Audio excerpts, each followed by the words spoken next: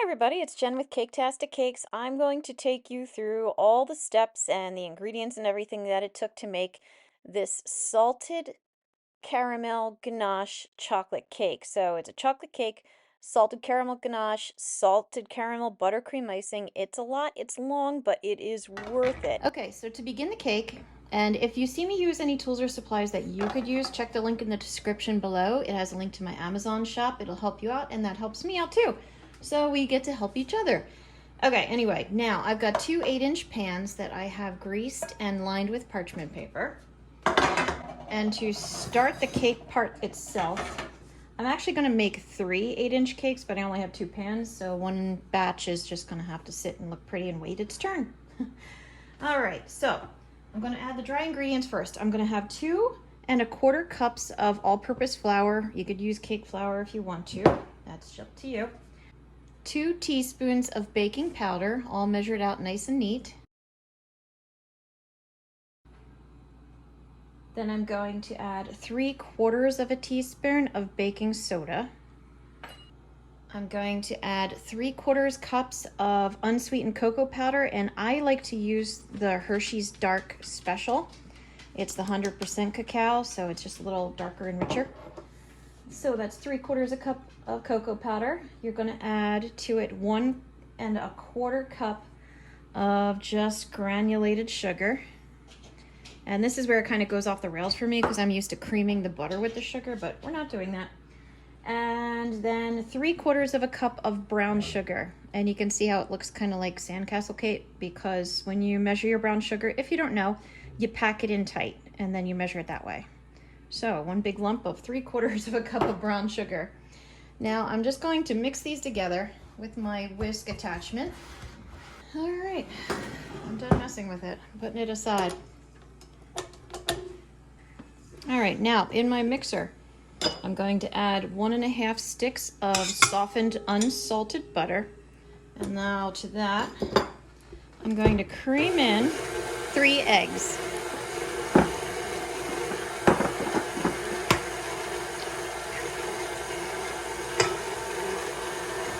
These eggs have also been brought to room temperature.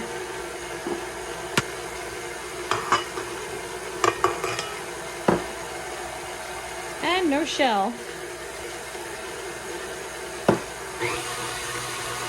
I'm going to add 1 1/2 teaspoons of vanilla extract.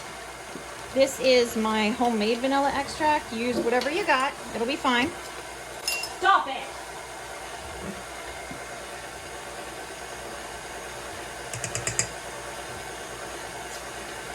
I'm actually going over a little bit, but I like the flavor of it. It's very nice. All right, gonna give it a scrape because this isn't doing a whole lot yet. And it's weird because my eggs and my butter were room temperature at least. So it's not like I'm cold shocking it in any way, but here we are.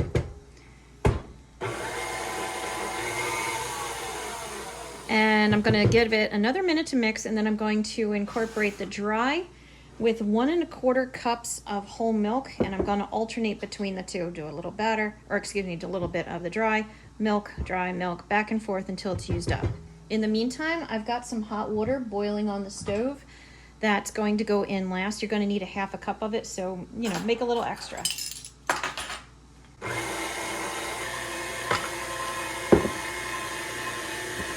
And the milk has also been left to room temperature as well. Everything is room temperature.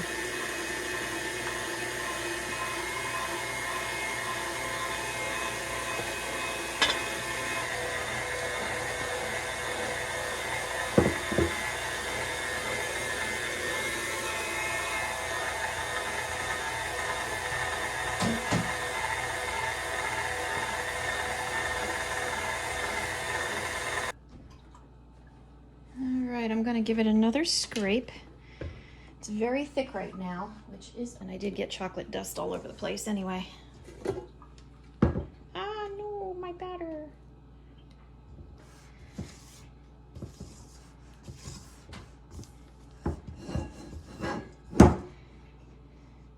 This is like a brownie mix right now. It's so thick and it smells good. All right.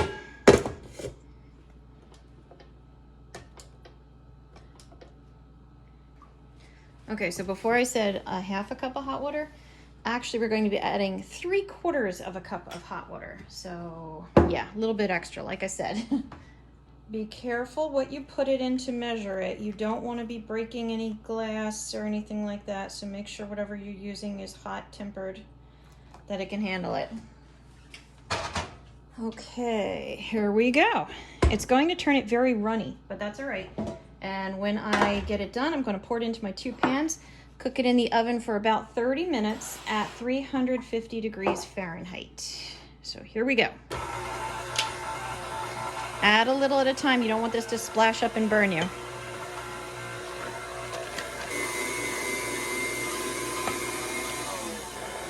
I got impatient, so I had to turn it down. I was splashing. I mentioned I get impatient toward the end. All right, I'm gonna give it a scrape again. As soon as I unlock it and get that fuzz out that just floated down. Huh. You can see how much more loose and batter-like it is now. It's all pretty much runny. Almost runny. Now, if you're new to making chocolate cake from scratch, you're going to see a lot of times, or pretty much all the time actually, that anytime you're using the unsweetened cocoa powder, you are going to be adding some amount of hot or boiling water to it. It, for some reason, activates the chocolate. I don't know. It makes it lovely, but it will still come out very nice.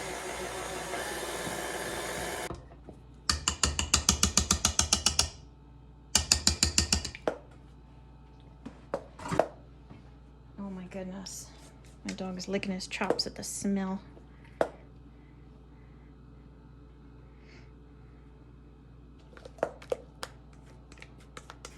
Honestly, I expected more batter out of this. Okay, so I'm making 2 cakes.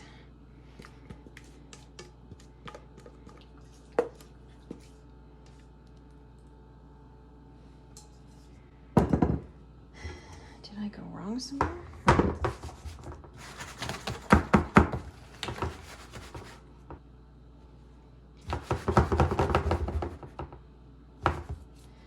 All right, away they go. So now we're going to start making the ganache filling. It's going to be a caramel ganache filling.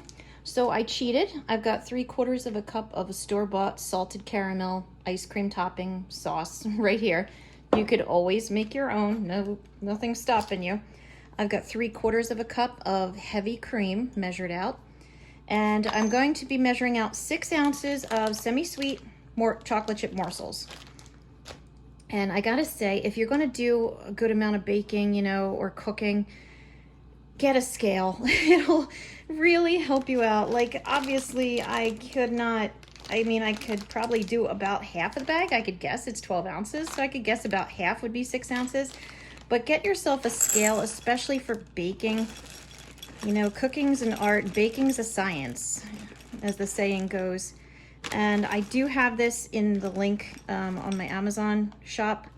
If you are interested in it, pick up a scale. It doesn't have to be this one. Just pick up a scale. It'll really, really help you out. All right, now I've got my 6 ounces of my chocolate chips here. I'm going to eat one just to make sure it's not poison. And now I'm going to finely chop the others. I'm going to throw it in the food processor, let it grind up for a second. And then we'll be ready to hit the stove. Okay, so I ended up lying. My husband rearranged all the cabinets, and now I can't find the food processor. So I'm going to have to do this by hand. So I'm just going to take a knife on my cutting board and go over this until it's finely chopped. And I gotta say, I'm not going to do as good a job, and I don't think I care because we're going to put it in the pot anyway, and they're already pretty small. So if you don't have a food processor, you can do it the old-fashioned way like me.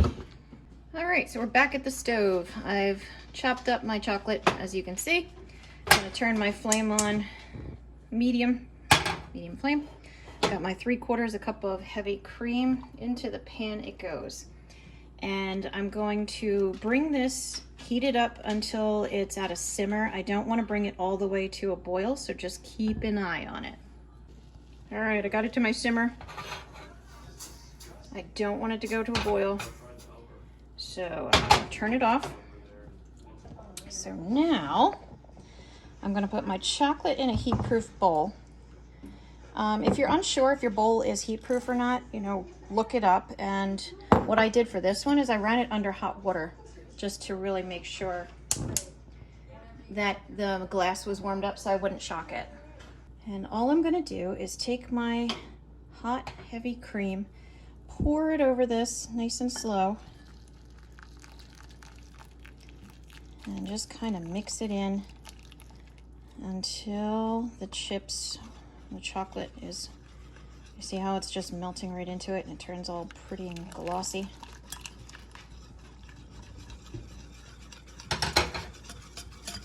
Ooh, that's nice. It's always nice when it works. And that is also why if you are going to chop up your chips yourself, make sure you do them as fine as you can, because it will make an more even ganache when it's all said and done. You won't have any bigger pieces that took a little longer to melt and you didn't get to them, whatever. And now we're going to just add in the 3/4 of a cup of the store-bought salted caramel. And again, you know, you can make this yourself. I took the easy road.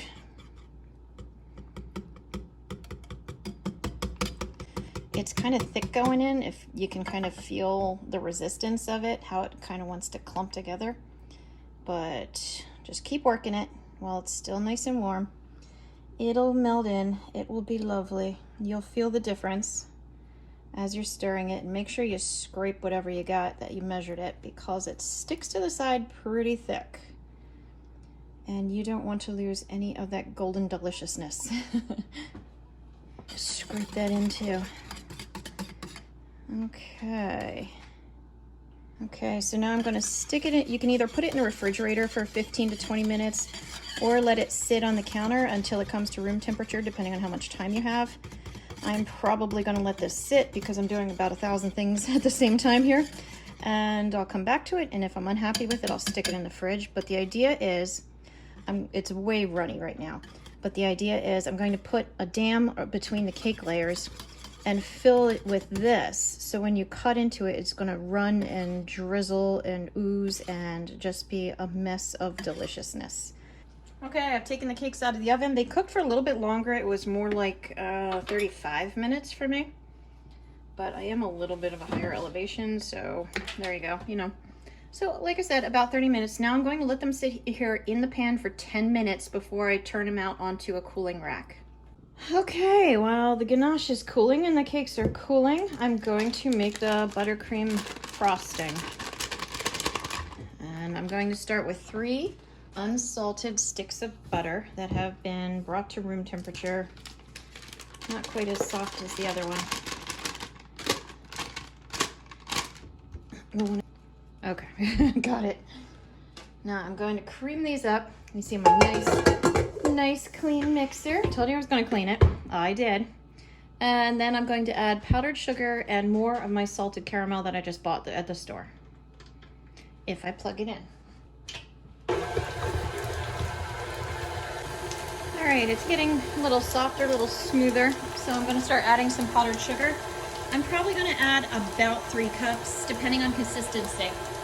You're going to see my impatience really come through because I'm going to put probably, like I said, about 3 cups, we'll say. You know, here's 2 cups right now, and I'm just going to put the whole darn thing in because I get bored. I don't like to wait. So what I'm going to do, because that's going to fly everywhere, I'm going to cover it with my towel and actually hold the towel, let me turn it for you, in the back, so it kind of like pinches behind the mixer, and then crank it. And at first it's going to clunk around, but then you kind of feel it run smoother.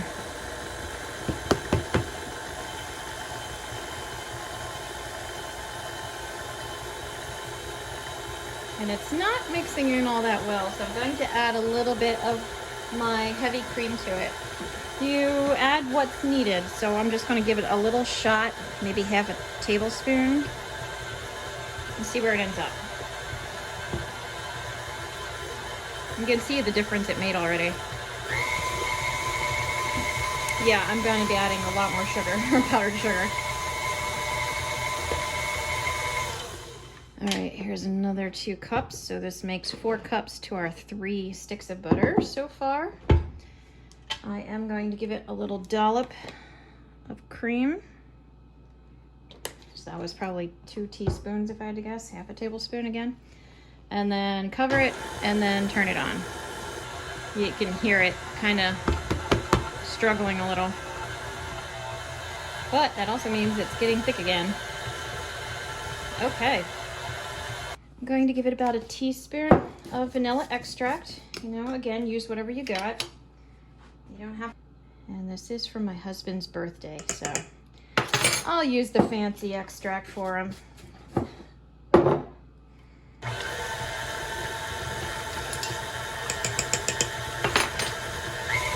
All right, I want to scrape the sides. You can see it's already a thick icing, but I haven't even added the caramel yet, the salted caramel sauce, which is going to introduce a lot of moisture. So we'll probably add some more powdered sugar to it. Love me some powdered sugar. And it's funny because I actually don't like overly sweet icings, but man, when you put it with a cake like this, it's going to be so rich. You're going to need so much milk to drink to eat this thing. All right, so as far as the salted caramel, I'm going to use, there you go, salted caramel I'm going to use. I'm going to use between a third to a half a cup. So most of a half a cup. And I'll just see where it takes me.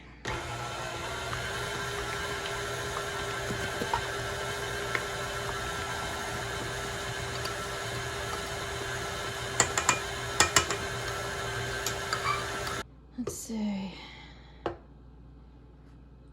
All right, to test your frosting, if you want, you can stick a knife or a spatula or something in it and just kind of see if it'll stand or if it'll slowly tilt over or if it tilts over quickly, and it'll give you an idea of the consistency. So this is actually standing nicely. So it's still pretty darn thick, and I think I'm going to leave it alone. I think this is going to be good. I will taste it though to make sure there's enough caramel flavor. If there's not, I'll add more, and then a little more powdered sugar to counteract it. So yes, taste test time.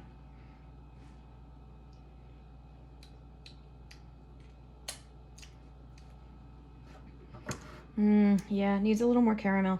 I can taste the vanilla extract I added to it very well, so maybe a full half cup is more of what's needed. So I'm only going to add a little more. I don't want to go crazy. It's so rich. I probably added another half cup if I had to guess. That's the mess I'm talking about. Let's see. See my counter? Now I'm just going to put this aside. I'm going to cover it so no dust or anything gets in there. But I'm not going to put it in the refrigerator. I'm going to just put it aside. Okay, we've made the cake. We've made the salted caramel ganache. We've made our buttercream icing. Now it's time to put it all together. And so I made a third cake. The recipe makes enough for two 8-inch cakes. I made a third one, so I did an extra half a recipe just because it was my preference. And I'm going to start by putting just a very thin layer of buttercream icing on my cake levels, I'm going to say. I did cut the tops off as you saw just a few seconds ago, just to make them all nice and level and even. And I'm doing this just to kind of create a barrier basically between the ganache that we're going to fill the cake with and the cake itself. Where I went off the rails a little bit, like I said, this was for my husband's birthday. This was probably about 10 o'clock at night. I was getting tired because I had also been making food and everything for his birthday all day. And so I took a shortcut. I normally will make a simple syrup and spray it over my cakes to make sure they're extra moist and decadent. And I didn't for this one. And later on, I kind of regretted it. However, you do you. It still is delicious. It still was fine. Like other people, I'm like, does this taste dry to you? And they're like, no way. But I guess I know what I'm looking for. So anyway, all right. So I got my buttercream icing. It's nice and thick. I made a dam around the edge, and I'm going to use about half, not quite half, maybe a third of my ganache right into the center, and it is really good. Like, I think salted caramel ganache might just be my new thing now. At first, I felt like the salted caramel flavor didn't come through, but when you put it with the icing, with the cake, chef's kiss, delicious. Okay. I would also recommend making your dam a little bit thicker. You're going to see I'm going to have little punctures in my dam that I'm going to start leaking ganache as I put more weight above it. So, consider it. It does mean you're sacrificing ganache. You can see the little drips there under my hand. There it is. And so you're sacrificing ganache for icing, but whatever. You got to do you and deal with the consequences. This isn't going into an award for the most beautiful cake. So I just plug the holes as you're going to see in a moment. Okay, so my second layer of cake there, I had made a very thin layer of icing, made a nice thick dam, put in a whole bunch of the ganache, just kind of spread it even. No problems there. And for my top layer, again, because I do know this is very soft, I'm going to go ahead and put the icing on the very top. I'm going to do it as a thicker layer because I didn't want to put this layer on top of my cake and then be pressing down to spread the icing around with added pressure because, again, this is still very thick, stiff icing. So I'm just icing the top on my cake level lifter there. And just again, as a reminder, if you do need any of these tools or anything, check my Amazon shop link in the description. It has all this stuff, including measuring cups and spatulas and mixers and the scale. Don't forget the scale. Consider it. Anyway, okay, so I've got my icing on there. Now I'm willing to go ahead and risk putting it on top of my cake. Now I can see where that leak is coming out on my bottom layer. I'm just going to cork it. So I stick my tube of icing right in there, give it a big squirt, and then spread it over. Basically, just sticking a plug in the hole is all you're doing. And keep doing it. It will work. Now I'm taking my top layer, putting it on there. Everything is fine. It ain't the most beautiful cake in the world, but it doesn't have to be. It just has to taste good and look nice. And nice is, relative. So now I'm going to very, very carefully add the icing to the sides of the cake. A little at a time. You don't want to press so hard that you push your tiers off kilter because that will cause leaks. So you got to make sure you're spreading your icing, your frosting, excuse me, nice and even around the cake without too much force. So you don't need a leaning tower. But once it's all said and done and you're happy with it, it's good enough, you got to make a decision now. Do you want to stick it in the fridge? Consider this a crumb coating, bring it out later and do a second coating, or do you just want to move on with your life? And again, this was probably after 10 o'clock at night that I was doing this, so I decided to just move on with my life. Now, as far as making my cake pretty, I threw a border around the edge. I used a French tip and just kind of loop-de-looed something around the edge. I took what was left of my salted caramel from the jar and just poured it, creating a drizzle down the side. I would probably not recommend this, actually, because when it went down the sides, it became very thin and just not very pretty looking. It kind of lost the effect that I was hoping it would have. I don't know if it's just a different caramel would work better, but it became real thin and watery looking on the sides. I'm putting the rest of my chocolate ganache on the top. I got it drizzling down the sides. That part worked well. Spread across the top. And now creating just a very thick, flat border of more buttercream dollops to make it pretty, to hide the rough edge, because again, I wasn't, going all out. Now I had a lot of extra buttercream, so I went ahead and did another row. I just filled in some more little stars around the edge, did some at the bottom, and since we've been eating the cake, we pretty much scrape all the extra icing off anyway, so yeah, you can waste it now or waste it later, in my opinion, but it's done. It's delicious. Do not put it in the refrigerator unless you want that ganache to set up. I put it in there and then brought it out the next day for the party. Sat out for hours, like 6 hours, and the ganache was still firm inside. So if you want it really runny and gooey when you cut into it, make sure you just keep it out. Now, I hope you found this video helpful. I know it was long. Thanks for sticking with me. I've got a ton of other videos out there, lots of decorating as well as recipes, so be sure to check them out. And as always, thanks for watching Cake-tastic Cakes.